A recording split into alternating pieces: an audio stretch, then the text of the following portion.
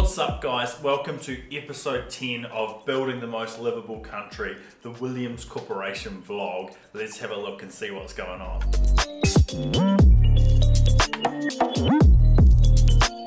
Guys, it's so exciting. We are having our next round of buying land. Our sales are going really well and we're about to run out of homes. So we're going to be buying land in Auckland and in Christchurch.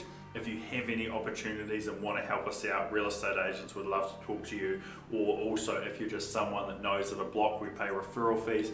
Or if you own the block yourself, we always pay a fair market value. Get in touch, Christchurch and Auckland, we're buying land, we're doing deals. Oh, also, we just got back from Sydney Build Expo. We had some really awesome takeaways of things we learned. Chuck in the clip to show everyone. What's up guys, so we've just finished at the Sydney Build Expo. There was hundreds and hundreds of stands. It took us about 4 hours to get through it, and we just want to give you what we took away from it. So we took away a lot, but we've written a few key notes, and for all of our competition watching that didn't fly here to learn, we're gonna help you out. So first, there is, at the moment, we use a multiple of different systems to run our business. So we have one for our sales, one for our construction management, our health and safety people have their own system, etc., etc. We've found a company that can take the base platform from Salesforce and then custom make it for your business. So you have the reliability of a off-the-shelf system used by like the Australian and the American government, but you have the custom boutique face that is perfect for your business, so that's really interesting. And then what we found is, quite often when we're building homes, we like to put in floorways galleys because tenants are always determined to try flood out in the house, which we don't want. And the problem with this, we have to do what's called charging them so they don't start to smell as the sewer starts to back vent in them. And what they've invented is a wee rubber one-way valve which lets water go through but no smells come up. So it's quite an innovative thing which will stop smells in homes and reduce our construction cost because we don't now need to run water pipes to all of our floorway galleys. Yeah, there was also a company, so it was a marketing company that does lead generation for developers, and they had the word dominate in their title. We're here to help you dominate, so we're like, oh, that's interesting, we better get some more information from them. And then they had a time-lapse camera marketing company, so we thought we might start looking at doing that. So when we do like a big concrete pour or earthworks or piling or mid-floor cassettes or a whole build, we can actually show you guys a video of how the whole house goes together or how key elements work. Yeah, there was also a Chinese equivalent of our aerated concrete panels. So we back home use Liveable, and there was a Chinese equivalent. We got all their prices, and it's actually the same as what we pay for an Australian made product. So we sort of price checked what we were buying and saw we were still buying it at the right price. And then one more thing, we found the supplier that we do our acoustic matting with for our tiles, and pretty much the Rolls Royce for acoustics. So then we know tapping. Yeah, because with acoustics, guys, it's really easy to cover this, like the la la la la la, that's easy acoustics. Hard for the tapping. The stilettos, dancing on the floor, that's hard to mitigate. So this is like a rubber mat which sits under the tile to absorb all that sound to stop it transferring to the apartments below. Yep. Now also last, there was the, what was it? Wood Solutions. Oh yeah, so there was a company that, so at the moment most high-rises, it's all concrete and steel. There was a company that specialises in doing it in the big structural timber. We've never seen someone nail that, and they seem to have that down packed. So that was absolutely fantastic to see. I would love to build 4-story buildings, 5-story buildings out of timber, no concrete, big CT panels. No steel. Well, it's really good for New Zealand because of our earthquakes. It's a fantastic material. And we grow it, so it's local timber. Speaking of, there's also a certification that we just found out about, which shows that the timber you're using is sustainable. So you're not cutting down the orangutan's forest. You're actually using timber in an area where they're regrowing it, and it's a closed cycle.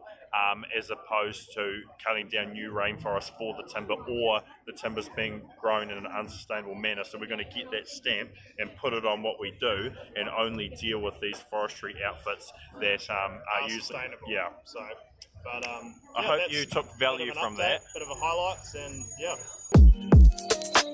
Hey guys, hope it's all going well this week for you. I thought today I'd give you a bit of a consent update instead of a construction update.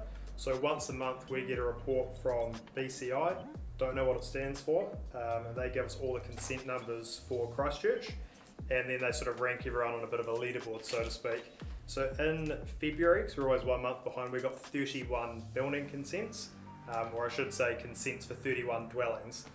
So this was made up of 2 projects of ours. One was 58 Perth Street, and then the other one was 10 2-bedroom units we've got about to start on 295 Armagh Street. So for the year, the 12 months running, we're the #1 consent owner for multi-unit dwellings on 160, and then second to us is Fletcher Living on 73. So we're sort of just about double the amount of units, with most of ours being inside the 4Avs. So can't really show you too much of the report because you're meant to pay for it, but it is quite cool to see the data and just see sort of who does what where. And it is quite interesting is how much the small guys make up of the overall numbers, and it's sort of the higher numbers over 100. There's literally sort of 3 companies in Christchurch that build over 100 homes a year. So, interesting thing I want to talk about today is everyone always goes, Blair, why is construction costs so expensive in New Zealand? What can we do to make it better? Is it the cost of materials? Is it the cost of land? Is it the cost of the council? And the answer is it's a lot of everything. So here is an example of just one sort of tiny portion of the bill and the quantity of people involved. And this is it's around fire engineering. So when you build a building, you need a fire engineer, who's the first guy, and he pretty much looks at the building and goes, right, what needs to be fire rated? Does it need a fire rated door? Does it need a fire rated windows?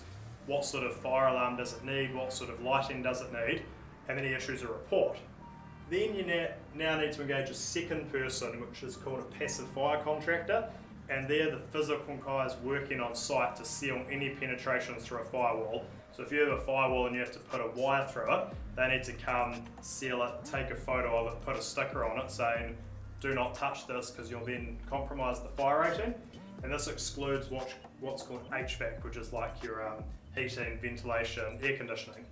So then underneath that you've got the HVAC passive fire person, which will do all of your ducts, for like your bathrooms, your range hoods, all that sort of carry on. Then you now need what are we up to now? A 4th person to do your fire alarm, and you actually then need a 5th person, which is the fire brigade, to come and sign it off. Then you've got the 6th person, which is intermittent paint, to make sure that if there's a fire, your structural steel will hold up for the required amount of minutes. Then you've got an emergency lighting person to install those sort of green sides you guys will be familiar with. Then underneath that, there's also some escape path lighting, like the glow-in-the-dark stair treads, kind of like what they have on the plane, down the walkway. And all of these are different people, and you somehow have to coordinate all of these people together just to do the fire, which is obviously important, but isn't it incredible when you can't just call one person, hey, here's my building, here's my fire report, come sort it all out. There's all these people along the way you have to coordinate, and quite often what one person do can impact the other person. So that's one example of just how complicated and how expensive our building process is, because all these individual people need to make a margin, and they could probably all be a lot cheaper if one guy got to do all the work as opposed to like all these little people having to come in and do smaller sized jobs. So fire is just tough stuff to get council sign off on because of how complicated it is. So there's an insight for you. So that was episode 10 of the Williams vlog. I hope you guys enjoyed it. I hope you got some value out of it. Ask any questions, post your comments, and we'll see you next time.